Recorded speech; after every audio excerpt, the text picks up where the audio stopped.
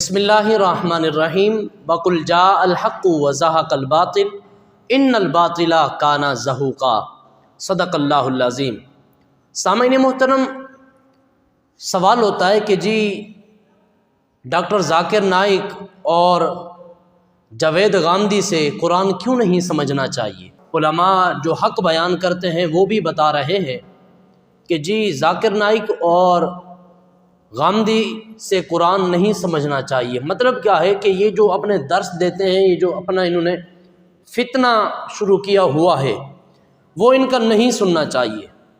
آخر اس کا back ground کیا ہے، اس کی وجہ کیا ہے؟ جب اس طرح کا کوئی مسئلہ بیان ہو تو کہنے والے کہتے ہیں کہ جی وہ تو اتنے لوگوں کو مسلمان کرتے ہیں، وہ اسلام کی دعوت دیتے ہیں اور اسلام حقیقی طور پر وہ لوگوں تک پہنچاتے ہیں، اتنا آپ تو کام نہیں کر رہے۔ اس کا بیک گراؤنڈ ذرا جا کر دیکھیں۔ آپ کو اگر میں عقلی مثال سے ایک بات سمجھاؤں، دیکھیں کوئی حضرت صاحب مجھے کہیں کہ جی یہ فلاں میسیج ہے اور انگریزی کے اندر ہے، آپ ہمیں سمجھا دیں، تو انگریزی کے اندر مجھے کہا گیا میسیج سمجھائیں، میں انہیں یہ جواب دوں حضرت صاحب میں نہیں سمجھا سکتا۔ اس کی وجہ پوچھیں، وجہ کیا ہے کہ جی میں انگلش پڑھا ہوا نہیں ہوں۔ جب میں انگلش پڑھا ہوا نہیں ہوں تو میں کیا انگریزی سمجھا سکتا ہوں؟ کسی کے پاس کوئی میسیج حضرت صاحب نے مجھے دکھایا کہ ہمیں میسیج بھی یہ سمجھائیں، میں تو یہی جواب دوں گا حضرت میں نے یہ انگلش نہیں پڑھی۔ تو جو شے پڑھی ہوتی ہے سمجھانی بھی وہی ہوتی ہے۔ تو حضرت صاحب میں وہ ڈٹ جائیں کہ آپ ہمیں سمجھائیں کہ یہ کیا شے ہے، تو میں نہیں سمجھا سکتا کہ جب تک وہ شے پڑھی بھی نہ ہو۔ آنے والے کوئی بندہ آئے اور اسے وہ سمجھائے گا کہ حضرت آپ کیا مولوی صاحب سے سوال کر رہے ہیں کہ ہمیں انگریزی والا میسیج سمجھائیں۔ جب وہ میسیج انگریزی مولوی صاحب نے پڑھی ہوئی بھی نہیں ہے تو انگریزی کا میسیج وہ دوسروں تک کیسے پہنچا سکتا ہے؟ اسی طرح ایک اور مثال دیتا ہوں، اگر آپ کے بچے کو بخار آ جائے تو مجھے آپ بتائیں، کیا اپنے بچے کو لے کر آپ کسی بیکری کی دکان پر پہنچ جائیں گے کہ جی حضرت صاحب ہم نے دوائی لینی ہے؟ کیوں کہ بیکری والے کو پتہ ہی نہیں ہے کیپسول کون سا ہے، یہ کون سا ہے، یہ کون سا ہے، اور کیا بچے کو بیماری ہے وہ سمجھ ہی نہیں سکتا اس بات کو نا۔ اسی طرح اسی بچے کو آپ موچی کے پاس لے جائیں تو وہ تو بولے گا یار تو پاگل ہے، اپنے بچے بخار ہے اور میرے پاس لایا ہے، مجھے کیپسول کیا پتا، مجھے دوائی کا کیا پتا، اور میرے پاس جا ڈاکٹر کے پاس۔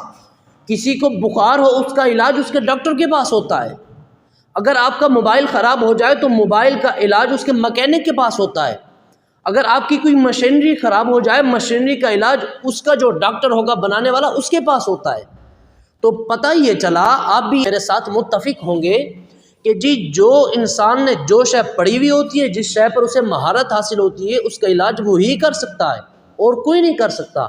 تو اب بات آپ یقیناً سمجھیں گے کہ ڈاکٹر ذاکر نائک اور یہ غامدی نے جو فتنے اپنے نکالے ہوئے ہیں، انہوں نے کوئی پی ایچ ڈی بطور دین پر کوئی حاصل نہیں کی، کوئی دین سے انہوں نے دین کو پہلے پڑھا نہیں ہے۔ تو جب ایک شخص دین پڑھا ہوا نہیں ہے تو وہ دین کیسے سمجھا سکتا ہے؟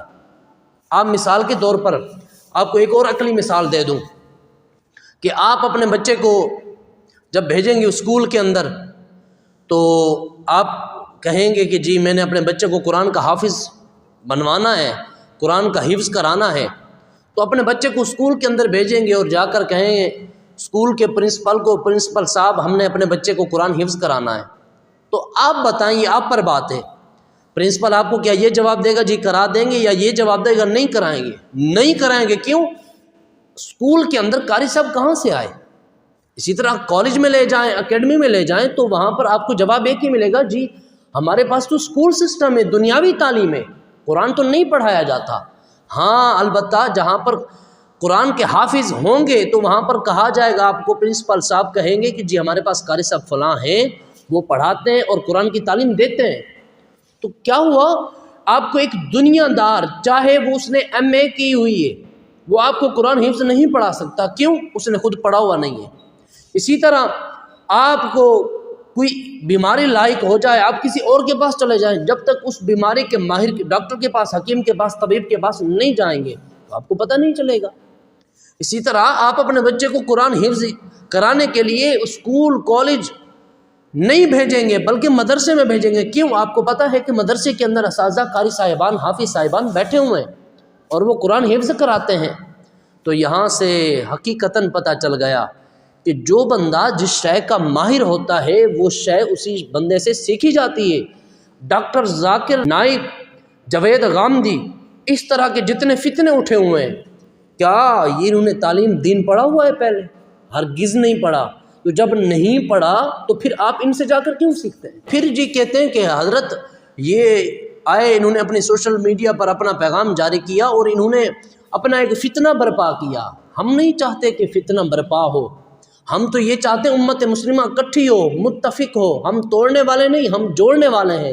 ہم تو چاہتے ہیں کہ جو فسادیں ختم ہوں، لیکن ایک سوال ہوتا ہے کہ یہ جو فساد ہوتے ہیں، یہ جو فرقہ بازی ہے، یہ کب ختم ہوگی اور کیسے ختم ہوگی؟ اس کا بھی جواب میرے پاس ہے۔ دیکھیں، میں آپ کو عقلی مثال دے کر آپ کو سمجھانا چاہتا ہوں۔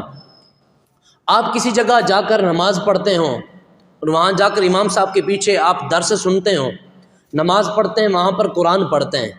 قرآن جب آپ اس حافظ، اس علامہ صاحب، اس قاری صاحب سے پڑھتے ہیں تو گھر آتے ہیں، گھر آ کر آپ نے یوٹیوب پر سنا غامدی صاحب کو، غامدی صاحب آپ نے قرآن کی تفسیر بیان کی غلط، ڈاکٹر ذاکر نالائق کو سنا، اس نے قرآن کی تفسیر بیان کی غلط۔ تو اس طرح کے جنہوں نے قرآن پڑھا نہیں، آپ قرآن پڑھنے کے لیے مسجد میں آ رہے ہیں، قرآن سمجھنے کے لیے ان کے پاس جا رہے ہیں کہ جنہوں نے قرآن پڑھا ہی نہیں، تو یہاں سے فتنہ نہیں پھیلے گا تو اور کیا ہوگا؟ جب آپ ایک مسجد کے امام صاحب بس قرآن پڑھ رہے ہیں لیکن سمجھ رہے نہیں ہیں، بات تو یہاں ہے نا۔ جب آپ قرآن پڑھ رہے ہیں تو سمجھے بھی اسی سے، وہ قرآن آپ کو پڑھا رہا ہے اور وہی سمجھائے گا۔ جب قرآن آپ ایک سے پڑھتے ہیں، سمجھتے دوسرے سے ہیں، تو پھر آپ کا ذہن وہ یکجا نہیں رہے گا، بلکہ آپ کہیں گے یہ ٹھیک ہے، یہ نہیں ہے، یہ ٹھیک ہے، یہ نہیں ہے۔ تو آپ ایک ہی کو جب اپنا پر مانیں گے کہ میں نے اسی سے ہی کچھ حاصل کرنا ہے، تو سب آپ کو وہاں سے پھر حاصل ہوگا۔ آپ گوگل پر جائیں، گوگل بھی مسائل صحیح نہیں بتاتا۔ اب گوگل پر آپ جو لکھیں گے کہ وضو کا طریقہ کیا ہے، سرچ کریں گے آپ گوگل پر، تو گوگل سامنے لکھ کر آ جائے گا کہ وضو کا طریقہ یہ ہے کہ فلاں کیا جائے، فلاں کیا جائے، فلاں کیا جائے، وضو کا طریقہ ہے۔ اچھا، یہ گوگل نے وضو کا طریقہ کہاں سے بتایا؟ یہ یا آپ نے ڈالا ہوگا، یا میں نے ڈالا ہوگا، یا کسی اور نے ڈالا ہوگا یہ طریقہ، تب آپ نے جب گوگل پر سرچ کیا تو وہ آیا۔ تو گوگل پر اعتبار نہیں ہو سکتا، کیوں کہ وہ ہمیں چون چنا کے مسائل نہیں سمجھا سکتا، بلکہ وہ فرقہ بازی کی طرف ہمیں لے جاتا ہے۔ پڑھتے ہم ایک سے ہیں، سمجھتے ہم جا کر گوگل سے ہیں، کہ جو کہ کوئی استاد ہی نہیں ہے، کوئی شے ہی نہیں ہے، اس پر تو جو بندہ جو کچھ ڈالے گا تو اس نے تو وہی سامنے ظاہر کرنا ہے۔ تو یہاں پر سمجھنے کی ضرورت ہے۔ سیانے کہتے ہیں کہ جاہلوں سے سوال نہ کیا جائے۔ تو اسی وجہ سے یہ جتنے حضرات ہیں، آپ کا مائنڈ بنا ہوا ہے کہ یہ امت مسلمہ کی یہ کر رہے ہیں، فلاں ہدایت یہ کر رہے ہیں، قرآن ہی کی غلط تشریح کی جا رہی ہے۔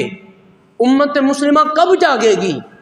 کب امت مسلمہ ذہن میں بیٹھے گا کہ فلاں ٹھیک، فلاں ٹھیک؟ یہ تب بھی بیٹھ سکتا ہے جب آپ قرآن ایک ہی سے پڑھیں اور سمجھیں بھی اسی سے۔